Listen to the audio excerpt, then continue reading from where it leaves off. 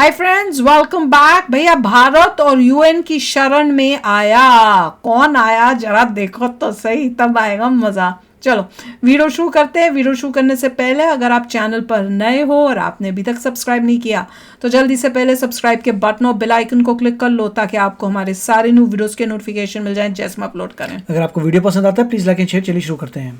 तो दोस्तों, जैसा कि आप जानते हैं, पीओके में पिछले एक हफ्ते से लगातार दंगे और प्रदर्शन जारी है और ये प्रदर्शन अब अपने पीक पर पहुंच चुके हैं, जहां पर न सिर्फ पुलिस वालों को लोग पीट रहे हैं बल्कि सेना को भी दौड़ा दौड़ा कर मारा जा रहा है। और पाकिस्तानी सेना की हालत ये है कि भारत के साथ जो उनकी चौकियां लगी हुई हैं वहां तक वो सप्लाई नहीं भेज पा रहे। नई जगह से तो खबर ये भी आई है कि पाकिस्तानी सेना ने अपने एसएसजी कमांडोज को हेलीकॉप्टर की मदद से एयर ड्रॉप किया है उन इलाकों में जहां पर भारत से सटी हुई इनकी चौकियां है, ताकि उनकी सुरक्षा की जा सके। यानी कि पाकिस्तानी सेना को डर ये भी है कि अगर मामला ज्यादा बढ़ता है तो भारत कोई एक्शन भी ले सकता है पीओके में। लेकिन फिलहाल पाकिस्तानियों के लिए सबसे बड़ी मुसीबत बन चुका है पीओके, जहां पर प्रदर्शन इतने ज्यादा बढ़ चुके हैं कि स्थिति लगातार हाथ से निकलती जा रही है। और अब जो वहां पर हुआ है उसने तो पाकिस्तानी की सरकार और सेना को हिलाकर रख दिया है। दरअसल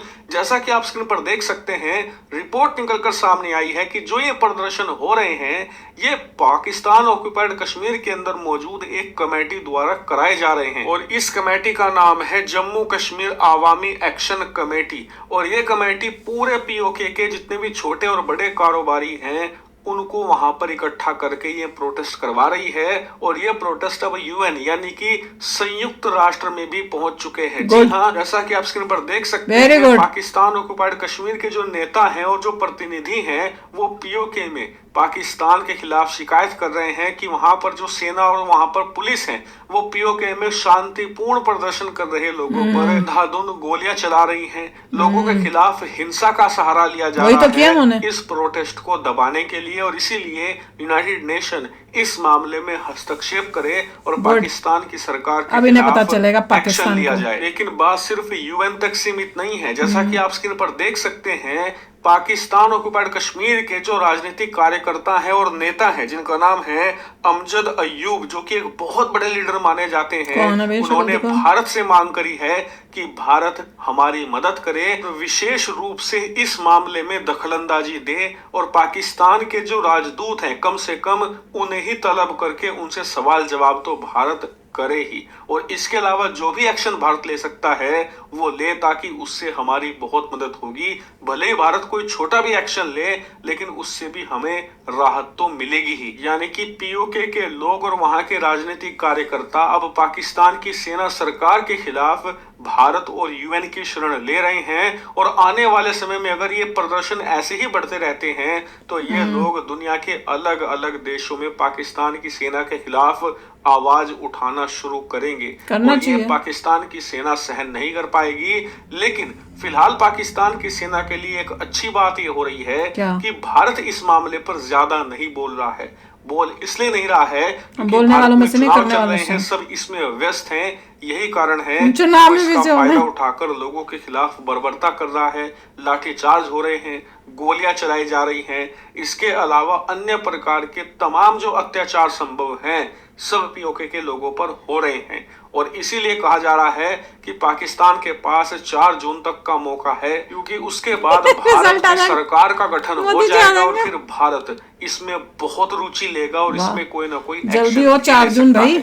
यही कारण है कि पाकिस्तान हर कीमत पर इस मामले को जल्द से जल्द दबाना चाहता है। लेकिन जितना वो दबाने की कोशिश कर रहे हैं ये उतना ही भड़क रहा है। हालांकि इस पूरे मामले पर मेरी बारीक नजर है, जैसे ही इस पर कोई बड़ी खबर आएगी मैं तुरंत आपको सूचित कर। भाई हमने तो ये सुना था कि ये जो शहबाज शरीफ है वो मान गया इनकी बातों को और उसने कहा है कि नहीं कुछ नहीं बढ़ाएंगे, कोई $50 मिलियन जो है वो एलोकेट किए हैं जिससे उनका जो आटे का जो प्राइस है वो कम हो जाए, इलेक्ट्रिसिटी की कम हो जाए। पहले आईएमएफ ने कहा था, उन्होंने सब्सिडी हटा दी थी, इमीडिएटली प्राइस ऊपर आ गई थी। वो लोगों को तकलीफ हुई थी कि आटे और इलेक्ट्रिसिटी की प्राइस ऊपर क्यों चली गई है। उन्होंने फाइनली बोला ओके हम इतना पैकेज दे रहे हैं, वापस नीचे, उतनी नीचे नहीं जाएंगी मगर नीचे गई हैं।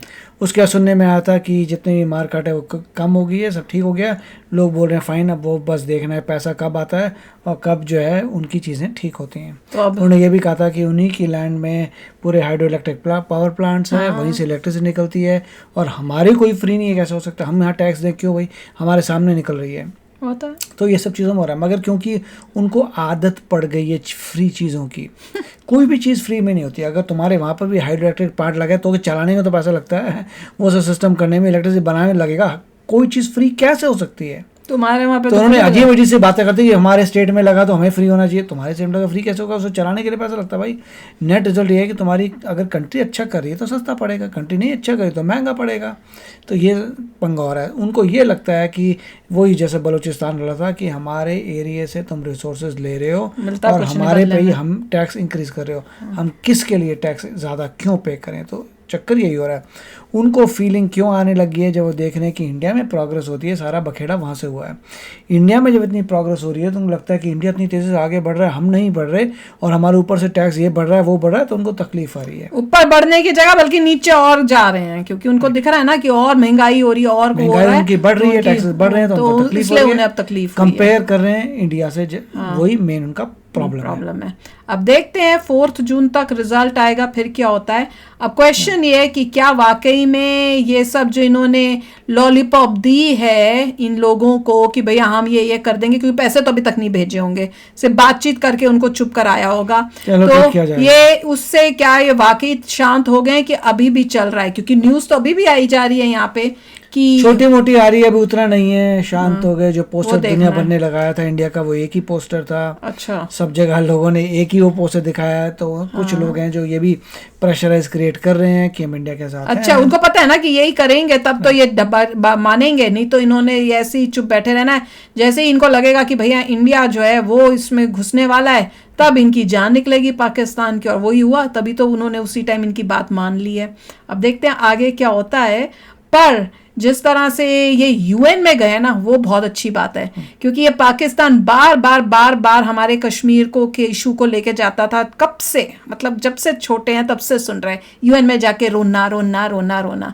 हम तो नहीं जा रहे, पर वहां ही के इनकी देखो क्या है कि वहां के लोग जा रहे हैं। लास्ट में वही बात आती है कि अमित शाह जी को ऊपर हाई लेवल जो है मिनिस्टर, उनको पता है कि कोई स्ट्रैटेजी उन्होंने है उनकी पहले से, वो किसी को नहीं बता रहे, बिल्कुल नहीं बता रहे। वो कह रहे हैं कि कुछ ना कुछ है, तुम देखोगे दिख जाएगा। जब होगा, जयशंकर जी कहते पार्ट 2 में तुम्हें नजर आ जाएगा। और अमित शाह जी कह रहे थे भाई तुम्हारी इंटरव्यू में तो बताने नहीं वाले, वो तो अपनी पॉलिसी होती है। तो कुछ ना कुछ है, एग्जैक्टली किसी को भी क्लियर नहीं है कि होगा क्या। मिलिट्री आप ला नहीं सकते क्योंकि वहाँ चाइना को बुला सकते हैं। अगर लोग शोर मचाते हैं तो उनकी पाकिस्तान की आर्मी क्रश कर देगी। पैसे से खरीदना आई डोंट नो कि अगर बहुत प्लान है, जुगाड़ अगर कुछ तो प्लान, कोई ऐसा प्लान है जो उन्हें पता है कि ये जो है सक्सेसफुल। ऐसा बहुत ही रेयर होगा कि पाकिस्तान बोले अच्छा ये जो एरिया है बड़ा शोर मचा रहा है तो मर जाओ, ये तो पॉसिबल वो तो नहीं वो करेगा। कोई अपनी धरती कभी आसानी से छोड़ता नहीं है, जो उन्होंने अब उनके कब्जे में अभी है। अगर किसी कब्जे है वो कभी नहीं छोड़ेगा। और जहां से अगर उनको इलेक्ट्रिसिटी जैसे बोल रहे हैं कि वहीं पे इलेक्ट्रिसिटी के प्लांट भी है, सब है, तो फिर तो उनको बड़ी तकलीफ है। चाइना जाने नहीं देगा, चाइना बोलेगा मेरी तो इतनी इन्वेस्टमेंट है भैया पूरे एरिया में। पर देखते हैं होएगा तो कुछ। भैया जिस तरह से हमने सारी इंटरव्यू सबकी सुनी है, वो कह रहे हैं जब तक अपना पार्टनर बनेगा तब तक हम चुप तो बैठने वाले। जानबूझ के पाकिस्तान ने चाइना को इन्वॉल्व किया था, उसकी चाल थी कि वहां पे कंस्ट्रक्शन कर ले, फिर अगर ये जाता है तो चाइना वाला भी तो चिल्लाएगा, फिर चाइना करेगा कि उसे पता है कि मैं तो अकेले इंडिया के साथ मैं तो खड़ा ही नहीं हो सकता। चाइना होगा तो मेरे को मेरा अब्बू जी होंगे तो फिर मेरे को थोड़ा शांति हो जाएगी। तो चलो यार, आप भी शेयर करना अपने थॉट्स। चलते हैं, मिलेंगे नेक्स्ट वीडियो में बहुत ही जल्द। Till then take care and bye bye. तो अगर आप मेरे इस चैनल पे नए हो तो जल्दी से सब्सक्राइब के बटन को हिट करो और बेल आइकन को क्लिक करो, ताकि आपको मेरा जब नया वीडियो मैं लगाऊं आपको उसके बारे में जल्दी से पता चल जाए।